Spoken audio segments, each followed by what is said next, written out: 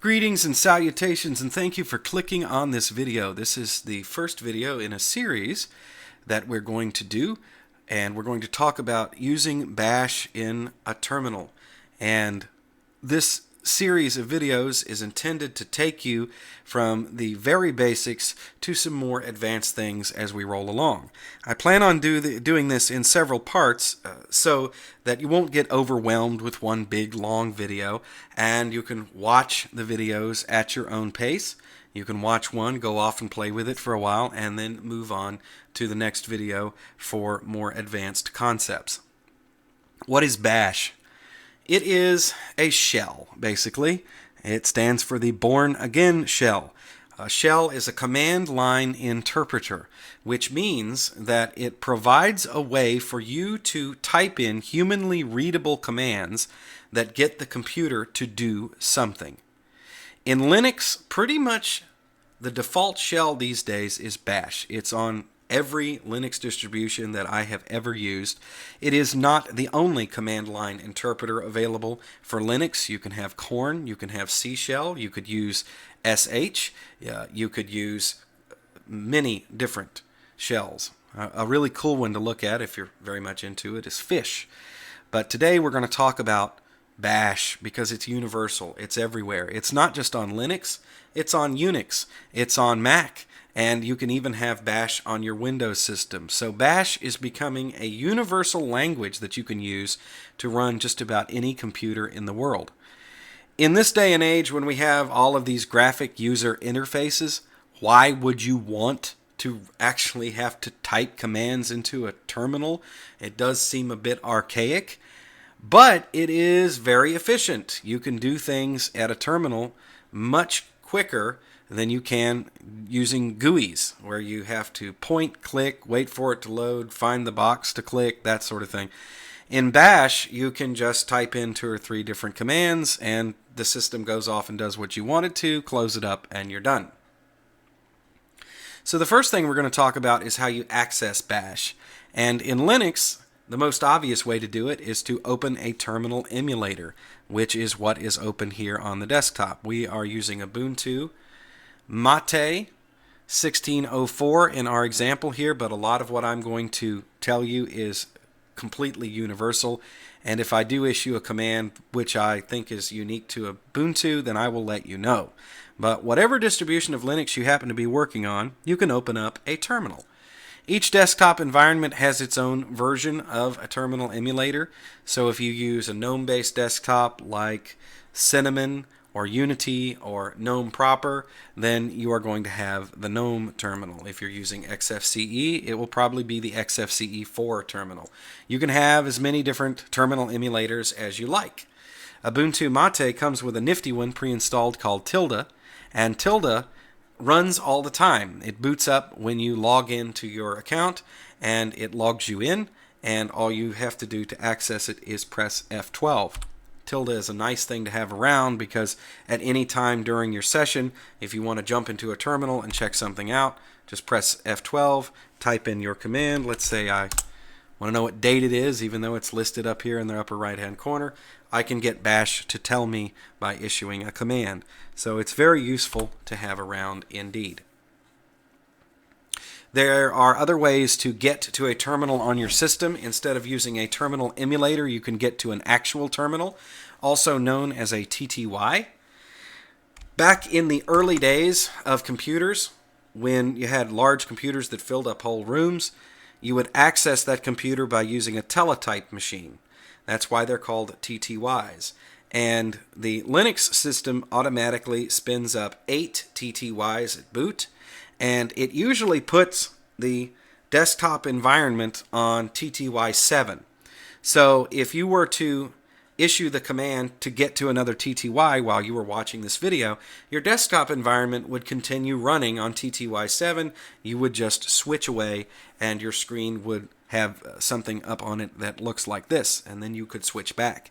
You can be logged into all of the TTYs at once if you want to, and each TTY could be doing a different operation.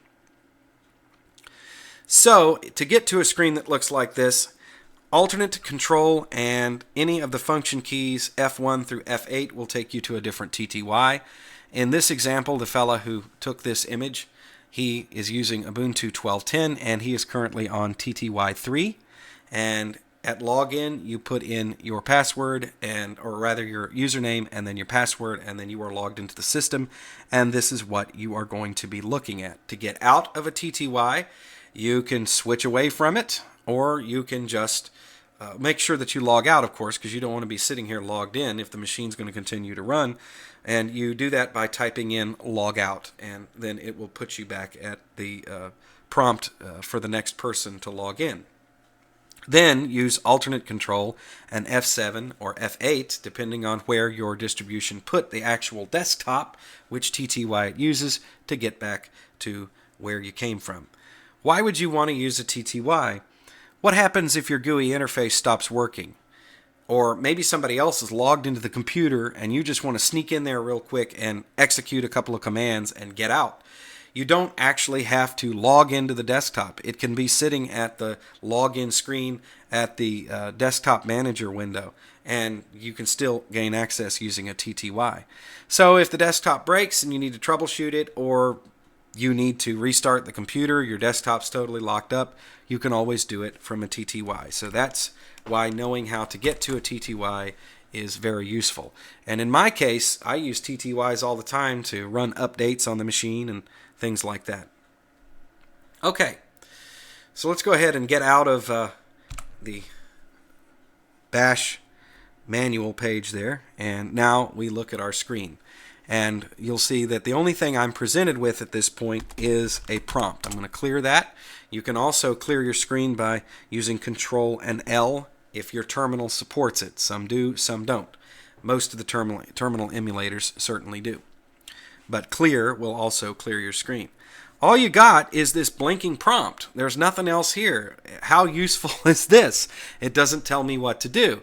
Obviously, to use Bash, you need to do a little research first and learn some commands and learn some navigation tools. So, what does this prompt tell us? It tells me that I'm logged in as Joe. That's my account. And that I am running on a machine called eMachine. That is the local machine that we're on. But if you use a program like SSH, the secure shell, to log into another system, this prompt might tell you that you're on another computer across town or halfway around the world. Then you will see here that we have this little tilde right there. And that tells us that we are in our own home directory, that we are in our little space here on the Linux system. And the $sign tells us that we are running with normal user privileges. We are not running as an administrator, and we cannot issue administrative commands. We'll talk about permissions and privileges a little bit later on in this series. Right now, just know that the $sign is telling you that you're running as a normal user. So, one of the basic concepts that you need to understand when you first start working with Bash is that Bash expects you to be somewhere in the file system of the computer at all times, which means that you are always somewhere. And your prompt will tell you where you are, but if for some reason it doesn't and you get confused and you just really can't figure out what you're doing here, then you can use the first command I'm going to show you, which is pwd, which stands for present working directory or print working directory. I've heard it both ways. And when you type that, it just simply puts some output here that tells you exactly where you are in the file system. Let's take a moment and talk about the Linux file system so that you get a basic concept of how this works. So we have here an image of the file system tree, and it is important to note up front that there is another use for the term file system besides what I'm talking about here. A file system can be one of two things. It can be how the system organizes files and directories, or it can be the system that is used to write data to a hard drive. So you'll hear file system used both ways, okay? And the other thing that is used in two different ways is the concept of root. You will hear about the root user on a Linux system, and you will also hear about the root of the file system. the root of the file system is represented by a slash. That means the beginning of the file system. Everything else sits in the root folder. And a file system on Linux can include many different storage devices. It can also include network shares that hook it up to computers all over the world. So a file system on a Linux machine is very much different than what you're used to, let's say, on a Windows machine where you have drives and they're A, B, C, and D, and each drive has its own file system, and you're worried about what drive you're on. In Linux, we don't care what drive you're on at any given time. And this allows it to be very scalable. You can have a very small system like we're using here, a small desktop machine, or you can have a huge system with many different computers and lots of different users, and everybody accesses the file system in exactly the same way. Some basic directories that you will find in the file system, and by the way, the word directory and folder is interchangeable. In computer science class, years ago, they taught us that a directory was a file that held a bunch of other files. Sort of like a folder in a file cabinet that you could put individual pieces of paper in, and you could even put more file folders inside a file folder. So those terms are interchangeable depending on how you're using it. Usually, if you are working in a GUI environment and you are looking at a folder in your file manager, we call it a folder, and if you are working at a command line, then you call it a directory, but it's exactly the same thing. So directories are folders that are very important in the Linux system, and this particular graphic is simplified. There's actually a lot more in here, and I'll show you that in just a few minutes. But these are the ones that you really, as a user, need to know about and know they're there. So we have the root up top, and in the root we have the first one listed is etc or etc, and in the etc folder, that is where configuration files for the system itself are held. So if you're going to change some sort of parameter about the entire system using administrator privileges, you may find yourself editing a file in the etc folder. The dev folder stands for devices, and that is every device on your computer. Everything that is hooked up to that computer is represented by a file in the dev folder. Your hard drive, your mouse, your keyboard, everything. In the Unix and Linux world, everything is represented by a file, regardless of what it is. Even running processes on your computer are represented by files, so they have to have some place to be, so it's the dev folder. The home folder is where all of the user information is kept.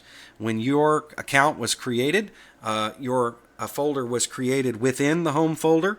So in this example, we have a folder for Corey there, and Mako and Jono, and then it shows that all of your photos and documents and everything are in that individual folder.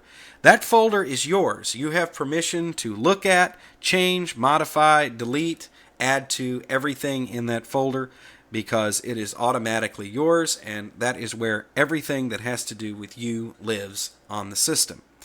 You can have one user on a Linux system, or you can have hundreds of users on a Linux system. It all works the same way. The next folder to talk about is Universal System Resources, or user, USR, and here is where files and folders are kept that affect the entire system. For instance, your desktop may store all of its themes in there, so when you're switching themes, those themes actually live in the Universal System Resource folders. Some programs that you install on Linux, the binary executable file goes there, so that's an important folder to know about. And also within that folder is another folder called lib, which is short for libraries, and that's where important files that applications use to gain different functionalities are stored. And so every now and then somebody will say, well, if you want it to do that, you're going to have to install this lib file. That's where they go, or at least most of the time. And the last one here to talk about is the var directory. Var is where all of the logs and temporary data for your system goes. And sometimes if you're trying to troubleshoot a problem, you may need to go look around in the var directory and look at a particular log to see what the system is doing. So that is a basic rundown of the Linux file system. So we're going to go back to our terminal here and go ahead and clear the screen once again. And we're going to start learning how to work your way around the system. Now in this video we're going to look at the very basic commands, and before we move on to more advanced concepts, we're going to take a break. So almost at the end here, kids. Just a few commands to talk about here so you can start poking around your system and seeing what's in there. And the very first one that you're going to use a lot is ls, which is short for list storage. And this shows you what is actually in whatever folder you're in. Remember, I showed you present working directory. That shows you exactly where you're at in the file system. Here's how you see what's in whatever directory you are in. So if I type ls and then I issue a slash, that means I'm going to now look in the root folder, and it's going to show me what's in the system. So we get, as you can see, we have a lot of the different directories that we just talked about, and there is more to it. To get back to your home folder, all you have to do is type cd. You do not have to give that folder, or rather we haven't covered that yet, but we'll cover that in a second. We're still in our home folder. Now let's talk about moving from folder to folder. So let's say we want to move to the root folder. The command is cd. Got a little ahead of myself there. If we want to get back to our home folder, all we have to do is type cd. It takes us right back. Also, you can use cd and then you can hit the tilde, and it will take you to your home folder. But cd with no argument will automatically take you to your home folder. Now let's talk about changing folders here. Let's ls once again, and let's say that we want to look and see what's in the music folder. So change directory, music. And keep in mind that when you're typing commands in a terminal, it is case sensitive. So if I type music, it takes me to the music folder. Alright? So let's list the storage, and now we see we have one called pop. However, if I do cd and then I type in pop, but it's not capitalized, it's not going to let me in there because it's not the same thing. Those of you who have fond memories of working with DOS may be kind of befuddled by that, because in the Windows world the case doesn't matter and makes no difference. You can type in POP in 14 different ways and it will always take you to pop, or rather, whatever combination of capitals and lower cases you can put together. I don't know if there's 14, but anyway. So let's get back into our home folder. This is how you would look around in the system. Let's deep dive a little bit more into the ls command, because it does more than just shows you the files that are in a folder. If I type in ls and then a, it'll show me if there's any hidden files in that folder. And there are.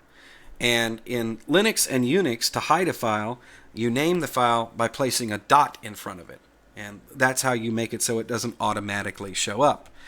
In a GUI, let's go ahead and do this, and I'll show you how this works. I'm going to open my home folder here in the file manager,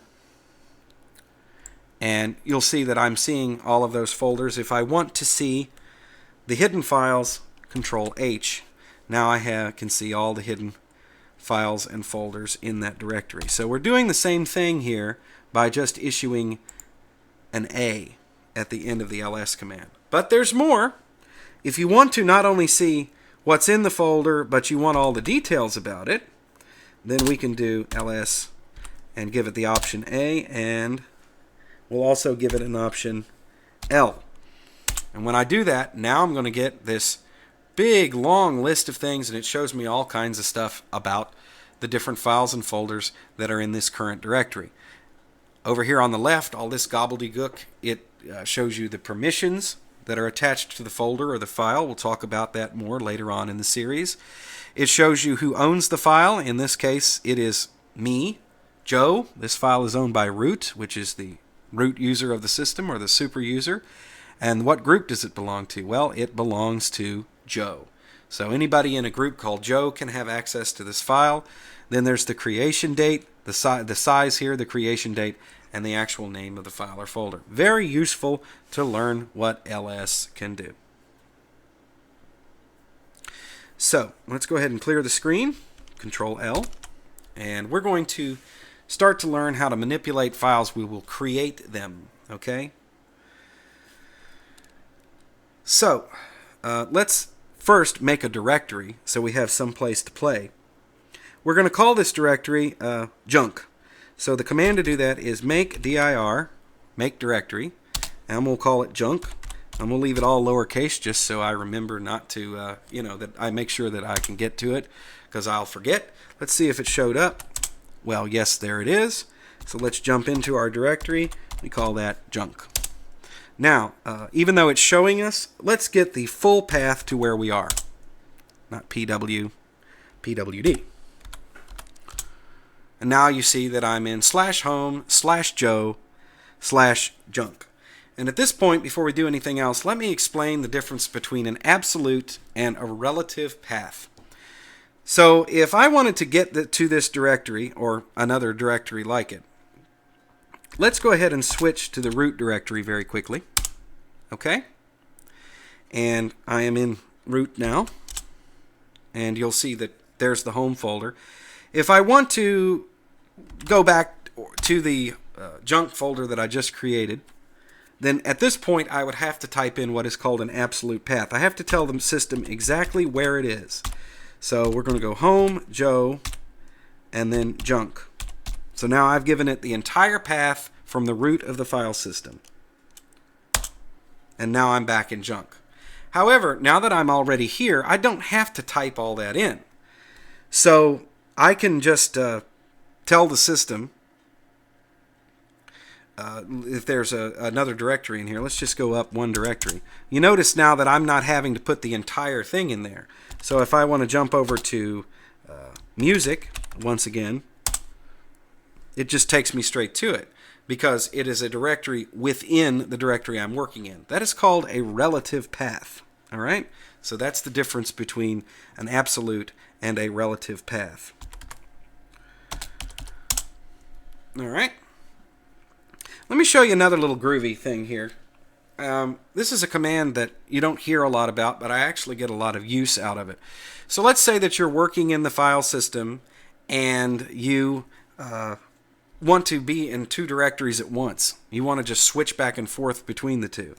Well, you can use a command called pushd, and I'm going to tell it that I want to be in /home Cindy D. All right, so I'm actually going into another user's directory here to show you this. And here we go. And now I'm in that directory. Now, let's say that I was somewhere else in the file system doing all this work, and I just want to jump back to the directory I was just in. So now I issue a command popd, and it puts me right back where I was. So I don't have to issue an absolute or relative path to get anywhere. It's pretty cool to know that. Not very many people know about the pushd and popd commands. All right, so the next thing that we want to talk about is manipulating files. We want to do things with files. So the first thing that I'm going to do is jump into our junk directory that we created, and we're going to put some files in here. Files are usually created by programs. So you think about your word processor, it saves things as a file. If you record audio, it's saved as a WAV or an MP3 and an OGG or something like that. And the program itself generates a file. But how do you create a file if you need to? Well, you can use a program, but if you don't have a program around, you can still do it. One of the very flexible and surprisingly useful commands in Linux is touch. And the touch command, if I type it correctly, will create files. So we're going to call this one file1, and we're going to turn touch loose, ls to see if it did it, and now we have a file1 and a file2. We have a file in there. You can also get touch to create more than one file at a time. So let's create file2 and file3 using the touch command. Done. And now we have 3 little files to play with. Now, right now, these are just empty files. There's nothing in them. But you might find this useful if you're going to need to create flag files for things, or you just need to create an empty file to start with somewhere. and that is the first function of touch. The second function of touch is to modify the date on an existing file. So let's say for some reason that you have a file that you haven't accessed in 6 months. You want to make sure that your backup program grabs it, because usually the way those programs work is they look at the access or the modification date on a file and they go, okay, this has changed, we'll back it up. So I can use the touch command on an existing file.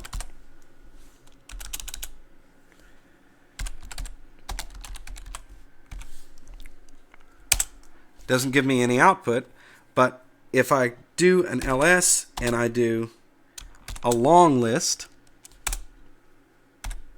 there we go, you'll see that the time on file 1 is actually now newer than the other 2 files I created. So that's what touch does.